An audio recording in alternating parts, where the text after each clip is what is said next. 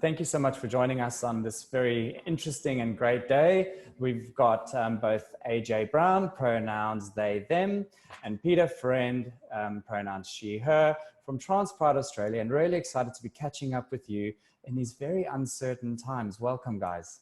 Hi. Hi, Really Albert. nice having you guys, and it's always great to catch up with you and see what's going on in the world of Trans Pride Australia. And you know, how's the team been? What are you guys doing? What's happening post-COVID? Well, the real challenge through COVID as a community organisation is to be how to stay united, how to keep communicating, and to reassure our members that we are there for them, that advocacy is still happening for them, and that we are there for them as a group. And AJ's been heading up some wonderful things as president here, that he is now. He's been heading up some wonderful events as part of the group. So Albert, what we did was we started to, we organised to run digital hangouts, and initially we were running them 5 out of 7 days. And we found that it was so important for us to share information and for people still to feel that they had someone was listening to them.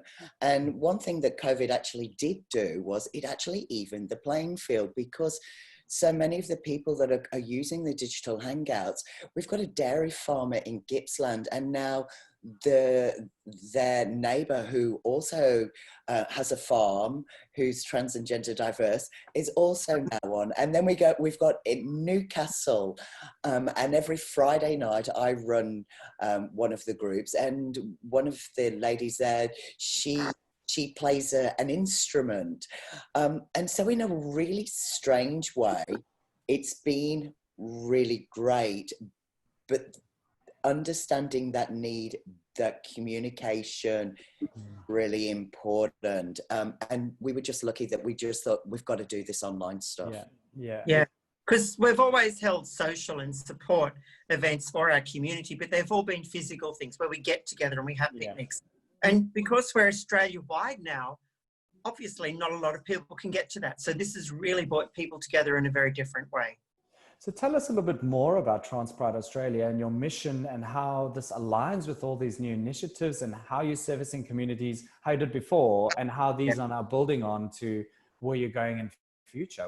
What's the plan? Well, Trans Pride Australia was started a few years ago now, and I came up with the idea of trying to build a support network for the trans and gender diverse community, put together by the trans and gender diverse community.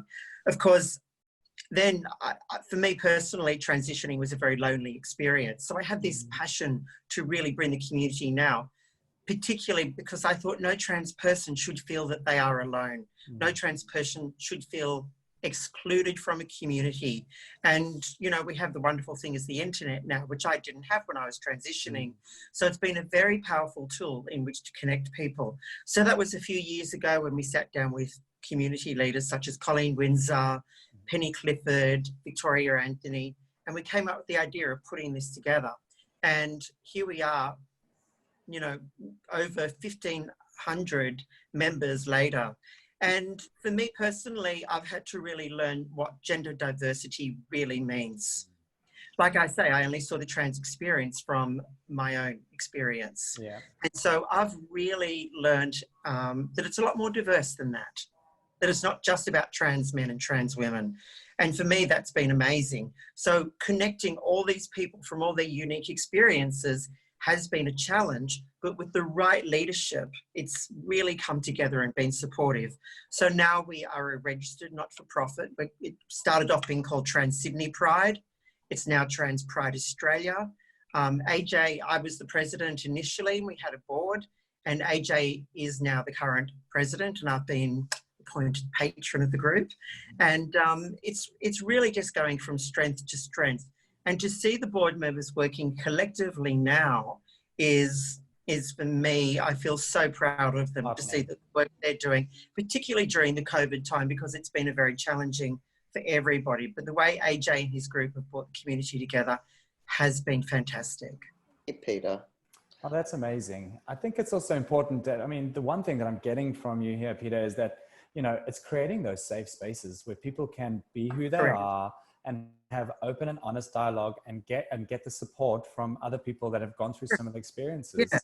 And you know, there's no one way of being trans. There's no one typical experience of transitioning. But you can, you know, if I was young now and I was transitioning and I went on there, and I know that if I asked questions, whether I needed advice on medical intervention or whatever, or social transition or something, I could go on there and I would be amongst friends because it is a safe space. And that's really important. Phenomenal. AJ?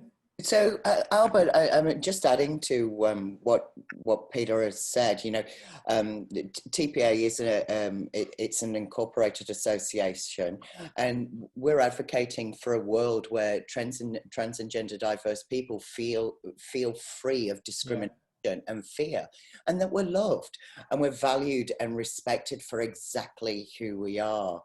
You know, we do provide that social connection, and one of the things that I mean, two things that have come out of it that have really sort of stuck out for me more than anything is, one, the amount of parents during COVID that have reached out to us, which because I suppose they've spent one-on-one time with their under 18s, and I'm sure it's right across the LGBTQI rainbow, and you know, the parents are going, where do we go from here?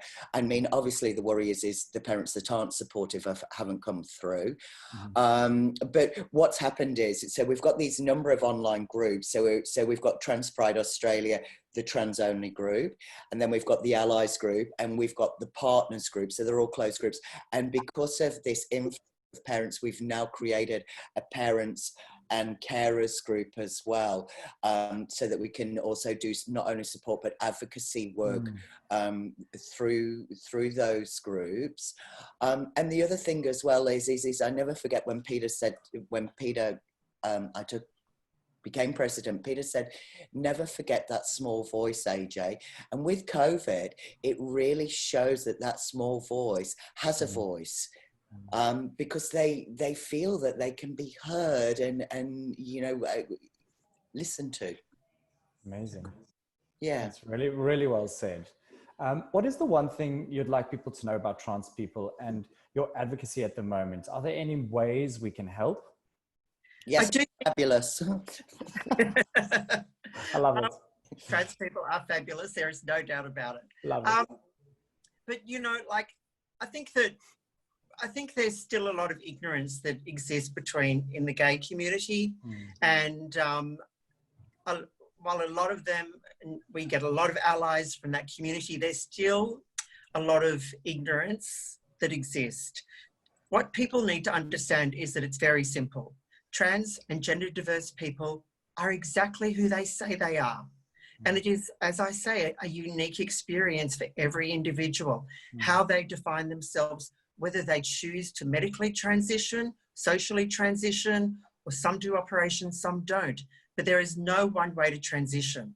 But we are who we say we are, and there's still a lot of discrimination. And I don't want to bring it down a bit, but there's still a lot of work to do, because there's a lot of Indigenous Australians and sister girls and brother boys that are discriminated against quite regularly, and their lives are often in danger.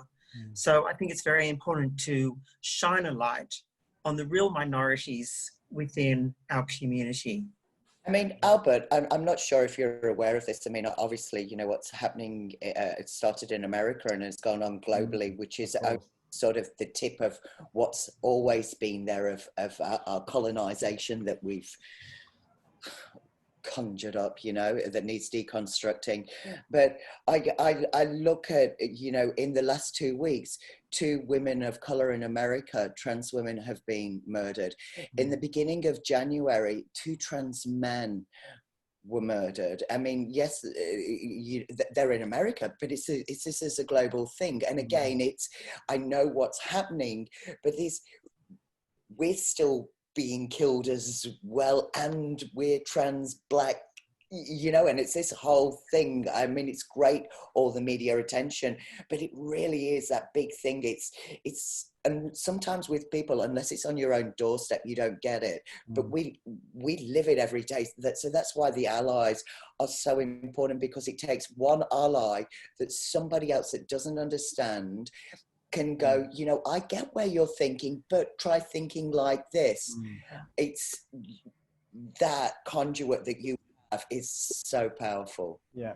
And that's need you. It's so important. And I think one of the things that, you know, I'm getting from what's happening right now is that it's all of our responsibility to educate ourselves and to ensure that we know, you know, where we can go to get the source of information, the source of truth.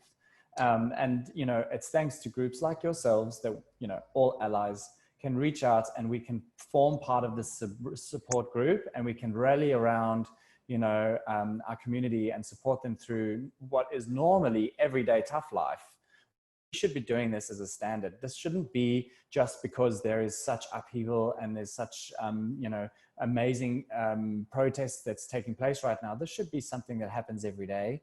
And that's social injustice. And that's just something that we as Mardi Gras, you know, totally align with in terms of Trans Pride Australia and why we believe so firmly in your cause. I think too, Albert, one thing that I've learnt of late with COVID, of being retrospective, is how human beings, how we don't like change, but it's inevitable. We can't go back. But we're driven by, our behavior is driven by feelings. And when we have feelings of uncertainty, it conjures fear. But equally, that feeling where you get when you're in a crowd and they're all friends, but someone says something that just isn't okay or sound appropriate, that's when you get that feel, just go, you know what, language is actually changing, you know, that is so powerful within itself. So it's like, listen to your internal feels. If it feels good, fantastic. If it doesn't feel okay, voice it, call it, speak out, change it happen. Yeah. So if we have anybody that's watching this video interview and they're wondering how they can get in contact with you, you know, if they feel like they're an ally that wants to support Trans Pride Australia, be it even a family member or partner, as you said, there's these special closed groups. How do they get in contact with you if they so wanted to? So we also have our Trans Pride Australian news, and it's on our it used to be called our Trans Community Events page, which is public, and you can like that page, and it shows our news, activities, events, and advocacy for the trans and gender diverse community, or join one of the closed groups. And there are 3 questions, and we put them there because it's so important to keep it a safe space for everybody, and we would love to have so many more in our sort of village. Let's make it a city. Fantastic.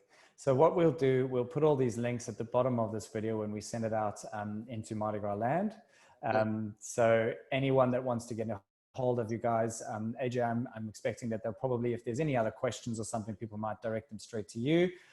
As the president of Trans Pride Australia, and Peter, of course, you're the patron, of course, and doing a really good job at that. And thank you so much for your time today. We really appreciate it. No, and if there's anything Mardi Gras can do to support anything you guys are doing, please reach out to us. We're always here for Albert, you. I'll hold you to that. Anytime.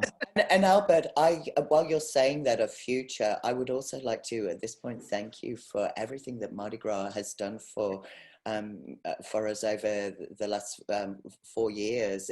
You know, it's been amazing. Without your support, we certainly wouldn't be as strong as we are today. Well, it can only get better and bigger. And Mardi Gras' mission is to, you know, enlarge the platform. I think there's a lot of concerns about Mardi Gras being, you know, this big corporate machine.